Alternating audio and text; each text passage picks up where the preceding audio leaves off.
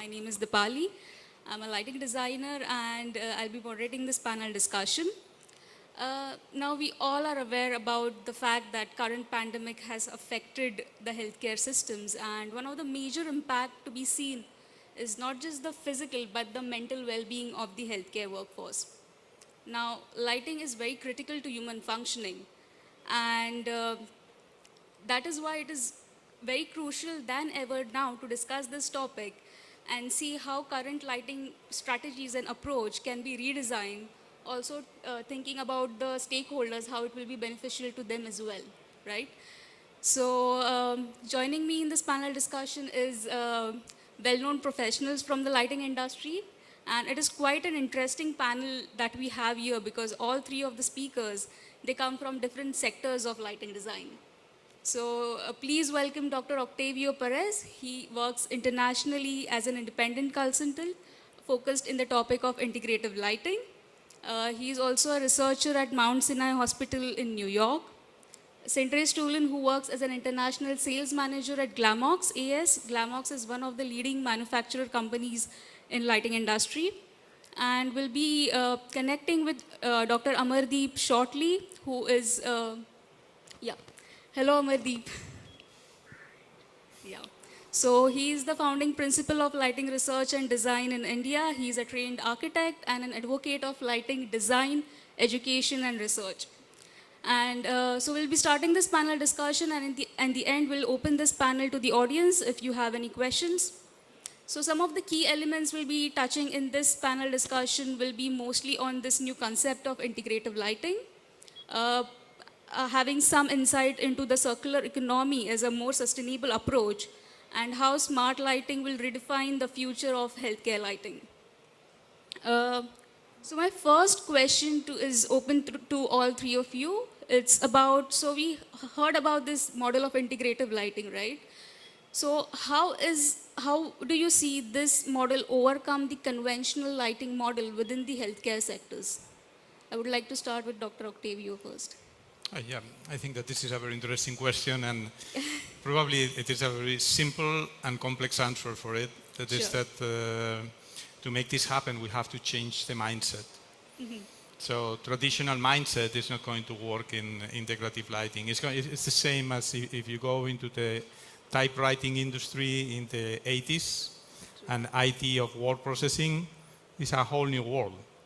So it was a company called Olivetti at that time, and probably you don't have heard about it.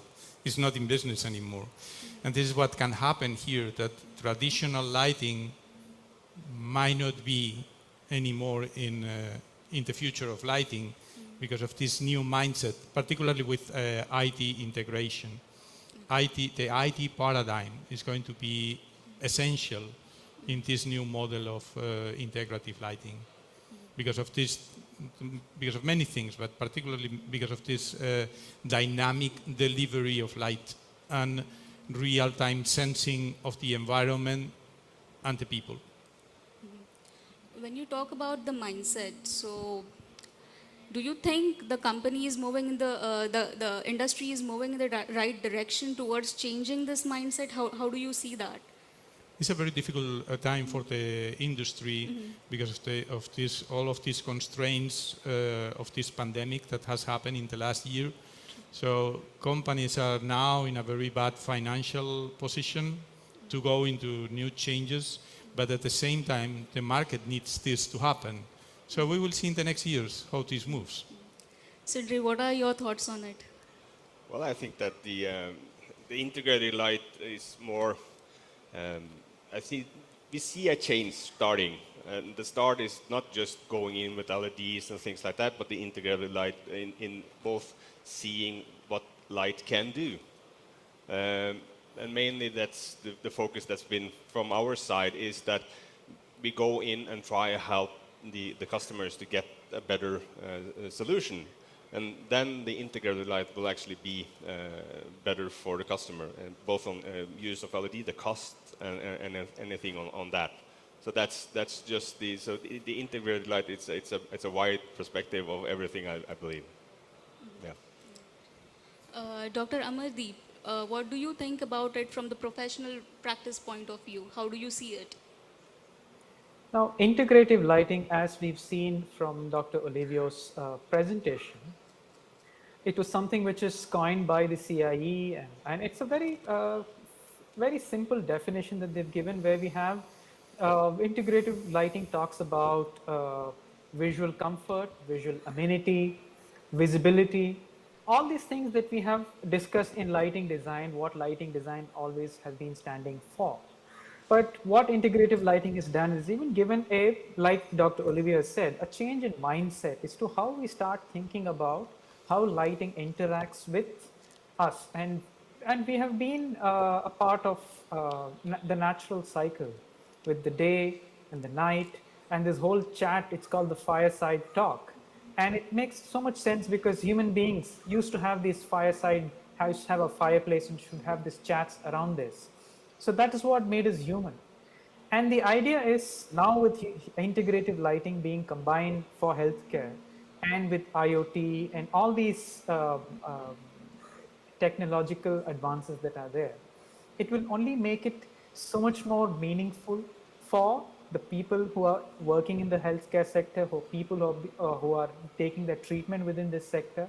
So that's why integrative lighting is something which is which is really going to be a lot more meaningful in terms of a consumer, and in terms of how, as a lighting designer, is what I would like to take this forward in terms of designing for healthcare systems, where we are a lot more sensitized to the needs of the people, sensitized to the needs of, especially first the patient, then come the staff, because they are the ones who are going to be working there, giving all the they are our warriors, as we say. The pandemic has taught us how the healthcare workers are the first stage warriors. And then we also have to take into consideration all the visitors who are going to be there. So integrative lighting will try and give a nice integrated blend for all of this in this whole area of healthcare lighting. Thank you so much for the detailed answer. So my next question is, we have seen this, the research being done on integrative lighting as mostly in the Scandinavian countries, right? So how do you see this model being implemented, especially in the Middle Eastern region? Dr. Octavio. Yeah, I think that probably same as I did with the typewriting, if we go back in the 90s and we think about India and the communication for the people, I don't know if you remember, you are too young for this perhaps, but it was very difficult to have a communication infrastructure in India because all the storms happening 6 months during the year. So communication happened once the mobile network was available, and India was probably the first country in the world to have mobile communication, so they did a gap in technology. I think that this can happen here because there are no standards for integrative lighting right now. And in Europe and in the US, there are a lot of interest, and there are many players around that want to have their own standard. Probably the Middle East can move forward and develop new models of standards and training to go into a faster implementation of these technologies that are still yet to be developed. I think that this can be one way of seeing it. True.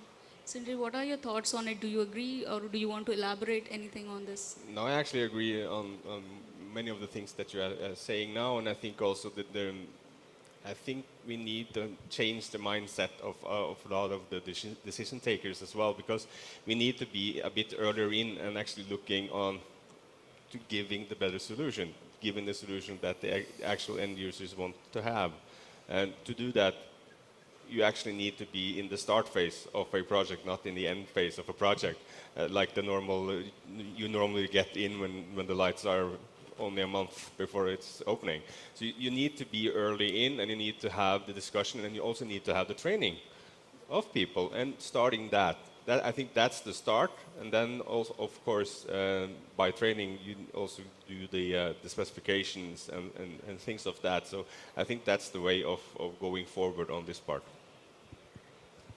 Dr. Amardeep, you have been practicing here in the Asian and the Middle Eastern market, so you know this market very closely. What do you think about it?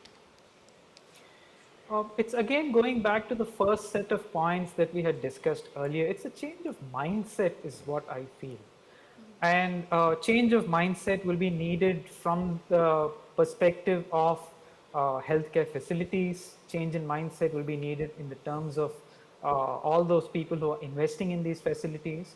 And we need to give them some kind of a solution which is tangible, which they can readily accept as something, yes, this is a benefit for us.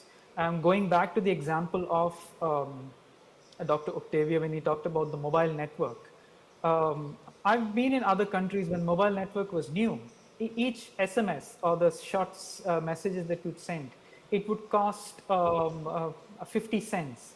But in India, the same SMS would cost 1 cent. So it was easier to implement this because India had mass, it had a lot of people. So the cost could be really neutralized, the overall cost could be neutralized by spreading it and making use of the mass. So that is something which can be applied to integrative lighting, to a hospital sector, because I mean, the tourism sector is growing in the Middle East, the healthcare sector is also growing in the Middle East. So can we use this as a model where people are made aware that with integrative lighting, you're actually going to be not just saving money, it's actually going to give you more value for money in terms of, and that's where people are going to get more attracted trying to implement integrative lighting. So again, the business model has to change in the way it's applied in these countries, and I'm sure it can definitely work. It needs a change of mindset is what I feel. Sure, I agree. And now talking about a bit different topic, it's about sustainability. Now, lighting as service is gaining popularity in the market as an approach towards sustainable and for achieving the goal of circular economy. So, what are some of the key benefits and challenges of integrating this last model into healthcare lighting sector? What do you think? You want to start now? No, please. Okay. Yeah.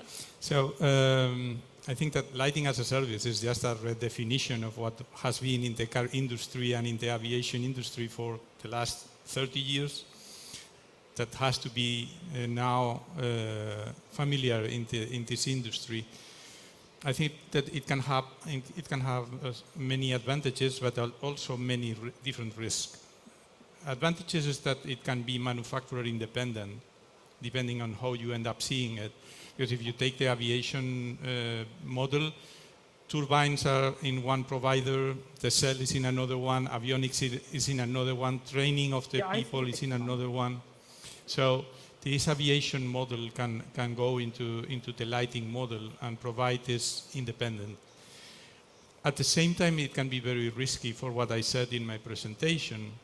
First, you have the risk of intellectual property, because you will end up seeing that the real value of the system is not anymore in the hardware, but in the software, and not only in the regular software, but in the data delivery, that here is the light delivery that you have during the day and during the different seasons. So who is going to be owning the IP? The customer, the solution provider, the manufacturer, a third-party company. That this is, as I said in my presentation, something that is going to happen here in the future. You will begin to see companies selling data to deliver through the lighting system. And when I say data, it's lighting. The lighting spectra changing during the day. It's not going to be static anymore.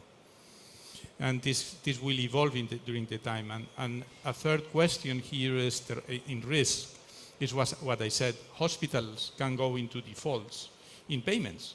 So what is going to happen to this lighting as a service if you enter into a default and someone wants to switch off the light because you don't pay, or one of the companies go into bankruptcy? So these are things that you have to consider carefully before implementing a lighting as a service model related to ownership.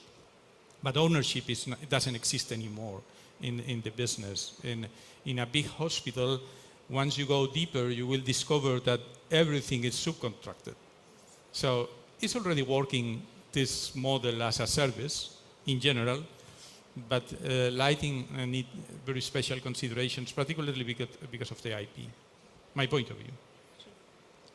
Sindre, so this is especially important from a manufacturer point of view because what do you think? Are there more of challenges, so to say, than the benefits from a manufacturing perspective towards this approach? Both yes and no. That it's a broad question, but if you look into the manufacturing part of it, to do something better, to get something better, or this both the data, as you're talking about, the Internet of Things and everything on that, that's something that's coming forward. And I lost my thought of speech. Sorry.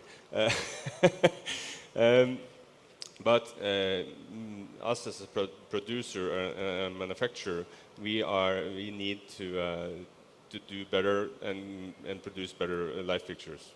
Please continue. I lost my thought of speech. Sorry. True. Dr. Amardeep, do we still have you connected? Yes, I think so. I can hear you. Okay, sure, because we are not able to see you. Anyways, so now what do you think about this model of lighting as service in circular economy? I know you have been studying and you have experience in this thing. So what is your take on this? I definitely am in agreement with what Dr. Octavio had mentioned about these things have to be studied very, very carefully before taking into consideration. Long-term plans have to be made. We need to understand who those investors are going to be in this whole process of lighting as a service. One side are the lighting manufacturers who are bringing in their light fixtures and products and their control systems. And then hospitals are normally working with a lot of insurance agencies. So, and it's all about ensuring, because if a hospital goes bust in terms of defaulting in payments, it's always only the insurance companies that have to come into play. And there are a lot of insurance companies that are also working with healthcare. So is there a model that could be worked out in having insurance companies as one of the investors, bringing them as benefits, saying that by having lighting as a service, integrative lighting, patients are going to get faster treatment, better treatment, their time at the hospitals are going to get reduced. So is that a benefit or a profit value for the insurance companies? So that's how the business model has to be designed, so that it's a win-win situation for everybody, not just for the hospitals, for the manufacturers, for insurance companies, for the patients, for the staff. So, and it has to be vetted out in all different angles. We need to do a proper SWOT analysis of how lighting as a service can work. And I'm sure with a little bit more thought, we can work out a model for lighting as a service. It's not that it's rocket science, but it needs a lot more thinking and application to get this into practice. True. Now regarding this circular economy, and we are talking about lighting as service to be introduced as one of the models into the practice. Now talking about lighting as service versus value engineering, do you think that once we are more sort of aware and once this model starts, we see this implementation of this model into the healthcare sector in lighting, do you think somewhere down the line value engineering will be sort of start diminishing, and then we'll maybe understand the value of light better? Or are those two different things, do you think? Because will that be a potential thing to kind of diminish this concept of value engineering when we? Well, I'm not sure how I'm supposed to answer on that. Please, if you have some ideas, please do so. Okay, I think that you said better lighting, and I would say better delivery of care. True. Because lighting is just only an instrument to improve the delivery of care. So perhaps we don't have to focus that much on lighting and focus on improving the delivery of care. this will be the real improvement in value to change the focus. True, true. I want to ask one more question. So, artificial intelligence and Internet of Things, they are set to redefine the future of, lighting. So, how do you see this working together to define the future of healthcare lighting, and what are some of the latest trends to look out for? Dr. Octavio? Yeah. I think that I show a few slides of this Yes. in my presentation, and this is one field that we are working since a long time ago. It's going to be artificial intelligence, what it was called big data before, Internet of Things, and now a new trend that is coming that is called Internet of the Bodies, IOB, that is the Internet of Things implemented on people. That can be very risky and very challenging.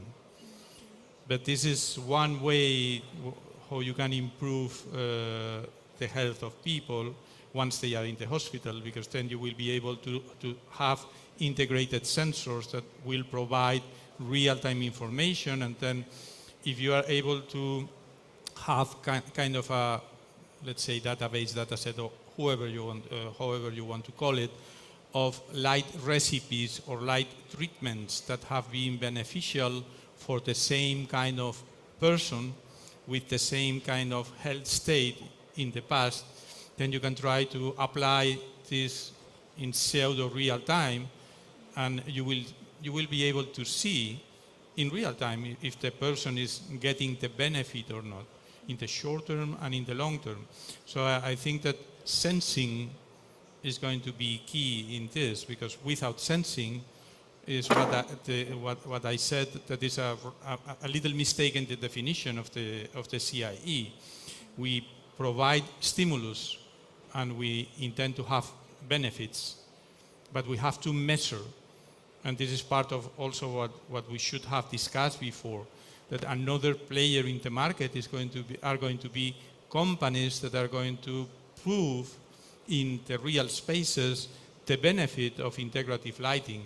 So it's not only about selling the gear, control, the software and all these things, but you will need auditing companies that will really check in an independent way that this is happening in the improvement of the delivery of care and patient recovery, clinicians' improvement in wellness.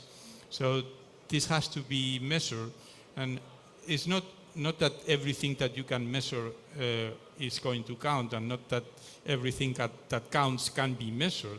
So you have to be very careful with this, but at least you will be able to have more information to process, and it's your challenge to know what to do with it or not. Cedric, do you agree on this, and can you elaborate more from your side? I agree a lot on the concept of this, and see many of the difficulties regarding it as well, because the Internet of Things, and as you call it, the Internet of Bodies, from a manufacturer point of view, it's a lot of the data is already there. So we can start using it, but it's the difficulty on how to use it and what we can use it with, or who's using it is more or less the difficult part of it. So I think that us as a manufacturer, we can provide and be there, but we need to set down a deeper discussion on what do we actually want to use and what do we actually want to get out of it. Of course, we can get out the information on this, and we can perhaps use it with different types of sensors to make the monitoring of the hospital better and things like that. But this is a wide discussion that needs to be opened up a bit more and going into a bit more. I think that's my thoughts regarding it. Yeah. True, sure. Dr. Amardeep, I remember you have given a keynote on IoT in, I think, last year's Middle East event. So what are your takes on it, especially in healthcare sector? When I read about this IoT and all these interesting AI and augmented reality technologies, I can only start imagining things like a futuristic sci-fi movie, Now, there's a technology called RLTS, Real-Time Location System. Now, imagine if this is applied into a healthcare system. A real-time location services helps you identify where the person is in real time. So imagine a patient who's suffering from Alzheimer's or any dementia. The person has left his room by mistake and has gone into corridor or lost somewhere in the hospital. Hospitals are huge. How are you going to be able to track such a patient? So with this new whole kinds of technology, the LED systems, light fixtures have sensors within them, and they're able to track the person who has a tag or a key card around the wrist or something like that. And it helps you really do some geopositioning, trying to locate where the person is and trying to bring the person back into the same room in terms of safety. This way, you can also use it for things like geofencing. So you create not physical barriers, but these virtual barriers where patients are only allowed to go in that areas. And the moment they cross that barrier, the lighting system senses that this person has crossed the allowable barrier and needs to come back. And now determining person's sleep and exercise patterns. Again, if lighting is able to track all this and gives the patient subtle cues as to this is the time for you to wake up, this is the time for you to exercise, complete your exercise routines. And this really sounds amazing, really exciting as to where lighting could actually take this whole future of healthcare lighting. But yes, we have to do this with a lot of caution because like Dr. Octavio Perez has mentioned, there's a lot of data being spelled out. So Internet of People. So how is this? Who's controlling this data? Who's managing this data? There's a lot of personal data. And what are the risks of people hacking into systems? So there are the positives, there are the negatives. We really have to weigh them both in a proper assessment pattern as to what is it, how to implement it, what are the safe ways of doing this, what are the unsafe ways, negate out the unsafe ways, build on the positives. So yes, AI is exciting. This whole concept of IoT and augmented reality and all these futuristic concepts are interesting and exciting. But we need to, instead of getting overboard or getting carried away by these concepts, each of these concepts have to be assessed in a very proper manner and before implementing it, is what I would say. True, true. Now you said regarding the security concerns, so are there any developments that are happening, because as you said, a lot of personal data can be hacked or there are rising security concerns with this. So are there any developments happening regarding this concern? Is it already in research stage? What do you think? Oh yeah, there are many happening because if you don't have security, the whole system can be a mess. I mean, it can be the best in technology, but if the system is hacked or accessed from people that should have control of it, instead of providing benefit, it can provide damage. Imagine that you have a patient room of an epileptic area blinking. This can be very harmful for the patients, or a surgery room where the light is changed suddenly. So from the delivery of the light, you have to be absolutely sure that the platform that you use is safe. And this is what manufacturers have to provide, but these are not lighting manufacturers anymore. These are the control gear manufacturers and the communication manufacturers that have to provide it.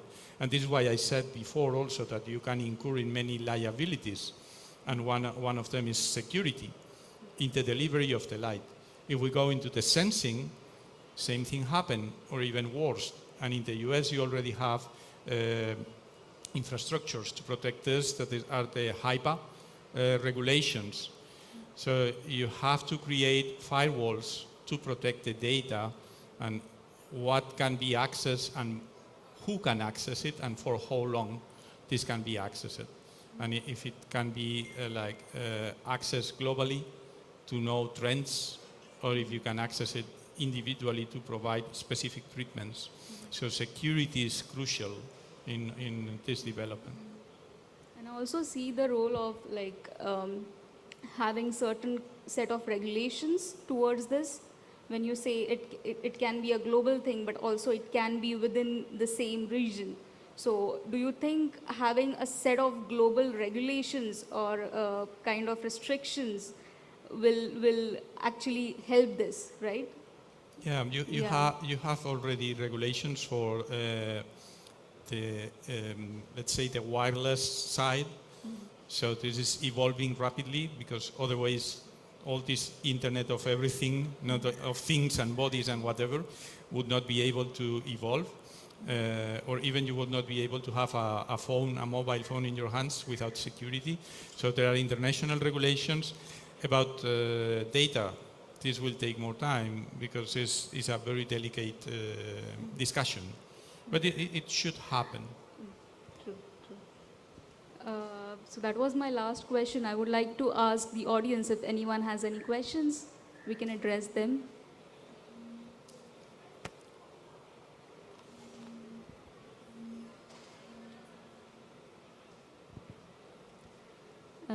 Looks like we have no questions, but I would personally like to ask all three of you one question now. When sort of countries are now looking into this prospect of promoting themselves towards, like the capital of healthcare tourism. So that is one of the things countries are looking into. So what do you think are some of like the key parameters or key elements that will help country promote itself towards this capital of healthcare tourism?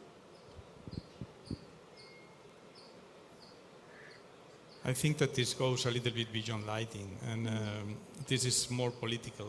And tourism in general is a big business, and health tourism is a challenging business because you can go into if you go into details of what is happening in China now with illegal organ transplants.